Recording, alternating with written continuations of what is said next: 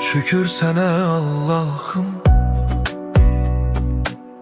bugünümə, sabahıma. Ürəyimdə bir ümid var, sən baxırsan halımıza.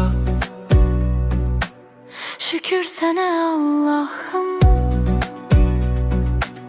yolumu düz saxla hər an. Qəlbim yorulsa da bəzən sən verirsən mənə güman. Bir addım atıram, yenə sınaq çıxır. Dünya bəzən gülür, bəzən də yandırır. Amma mən bilirəm, tək deyiləm heç vaxt. Sənin adın var içimdə, mənə yetər bu haqq.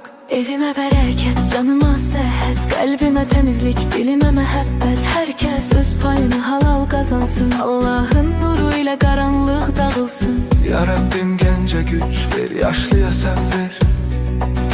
Qəmli olan ürəklərə biraz rahatlıq ver.